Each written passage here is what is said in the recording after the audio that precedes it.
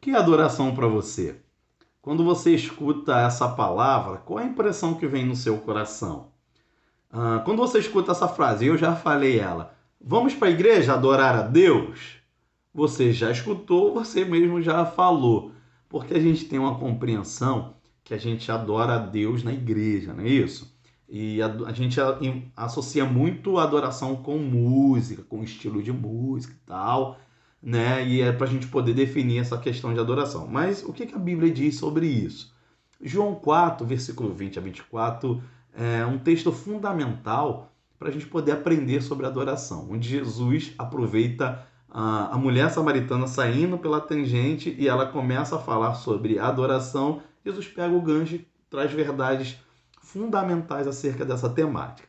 E é muito claro que esse tema traz muita confusão para a gente. Como no caso da mulher, no versículo 20, ela diz assim: nós, os pais, adoram neste monte, mas vós, os judeus, dizeis que é em Jerusalém o local que se deve adorar. A mulher tinha muita compreensão, como a gente tem, que para a gente poder adorar a Deus, a gente precisa de um local. No caso da mulher, era no Monte de Gerizim, no monte que os samaritanos iam lá para poder adorar a Yahvé, né? E ela falou assim, não, mas vocês judeus, eu já escutei dizer que é lá em Jerusalém, no templo de Jerusalém, que vocês adoram a Deus. Ela estava confusa acerca do que era a verdadeira adoração. E Jesus começa a ensinar acerca do que é, de fato, a verdadeira adoração, o verdadeiro adorador. No versículo 21, Jesus já começa a tecer comentários sobre isso. Ele vai dizer assim: mulher, crê-me, a hora vem em que nem neste monte e nem em Jerusalém adorarão o Pai. Jesus está falando assim, olha só, a adoração não tem a ver com local específico, não tem a ver com geografia, não tem a ver lá com o Monte Gerizim, tampouco agora com o Templo de Jerusalém.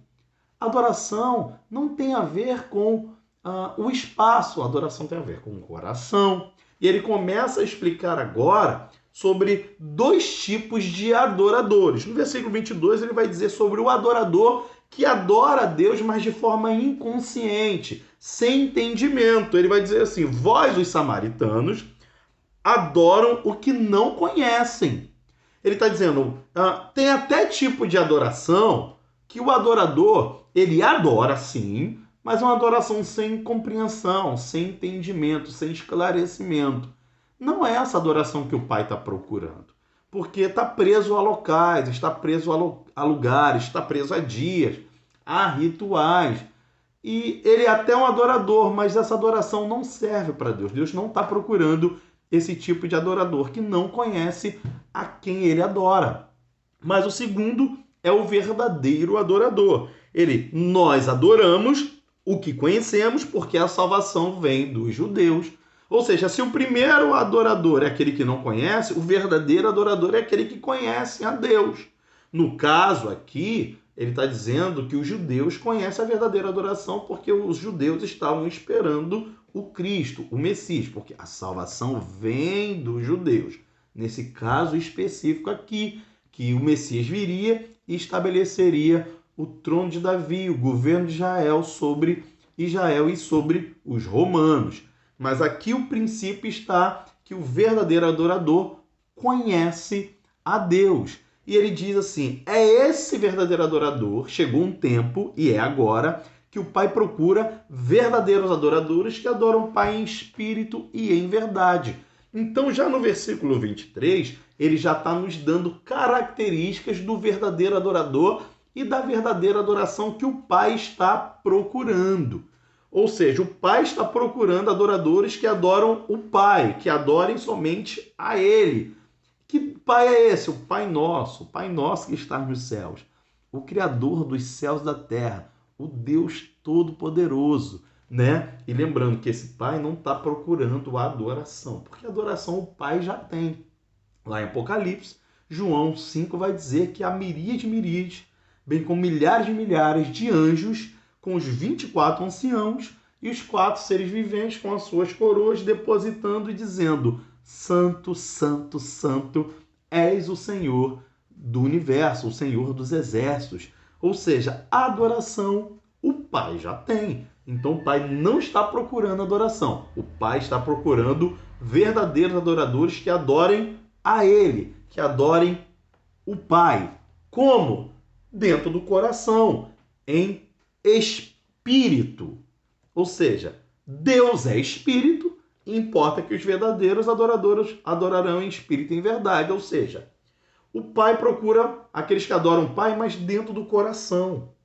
A adoração começa aqui dentro. Não começa aqui. Não começa aqui. A adoração começa aqui. Começa no entendimento. Começa no conhecimento, no esclarecimento, numa intimidade, numa comunhão com Deus. Mas essa adoração não fica restrita ao coração. Ela também trabalha na expressão, precisa ser em verdade. Né? Adoram o Pai em espírito e em verdade, ou seja, com integridade, através das nossas atitudes, com o estilo de vida e a nossa vida por inteiro, ou seja, em verdade, com integridade e por inteiro. É isso aqui que Jesus está ensinando para a mulher samaritana e que fica de ensino para a nossa vida. Deus é espírito, importa que os verdadeiros adoradores adoram o Pai em espírito e em verdade. Porque o Pai procura verdadeiros adoradores, sendo que o Pai é onisciente e sabe de todas as coisas. Boa pergunta. Já tinha parado para pensar nisso? Talvez porque está extinta a verdadeira adoração e tem poucos verdadeiros adoradores. Aonde está esses verdadeiros adoradores? Qual é o modelo e qual é o perfil? Atos, se não me engano, 13. Paulo começa a discorrer sobre um determinado assunto e ele usa Davi sobre executando a vontade de Deus. Ele vai dizer assim: e encontrei Davi, homem segundo o meu coração, que executará toda a minha vontade.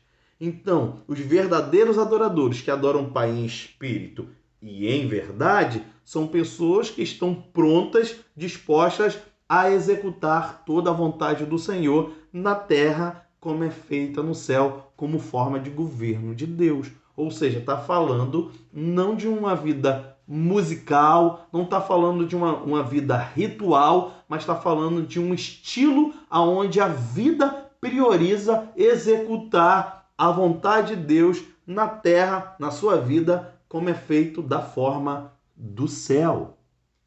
É isso que está envolvido aqui dentro dessa ambiência da verdadeira adoração. Ou seja, adoração não tem a ver com local, não tem a ver com dia, tem a ver com coração, motivação, tem a ver com expressão de verdade, de atitude, de estilo de vida em executar a vontade de Deus, primeiro na nossa vida e na terra, como é feita no céu. Claro que dentro da adoração cabe estilo, música, louvor, mas também cabe honestidade, integridade, caráter, né? Santidade, obediência, servir ao Senhor, manifestar governo de Deus, enfim, todos esses pormenores que falam de executar a vontade de Deus, que fala de um estilo de vida que glorifica a Deus, um estilo de vida relevante, que não está restrito a um local geográfico, a um dia ou nem um local. Espero que eu possa ter te abençoado dentro desse resumo de adoração, que é bem verdade. A gente poderia ficar aqui conversando biblicamente sobre o que é a verdadeira adoração que o Pai procura. Espero que esse vídeo, esse conteúdo possa ter abençoado você, tá bom? E que Deus te abençoe e venha o teu reino.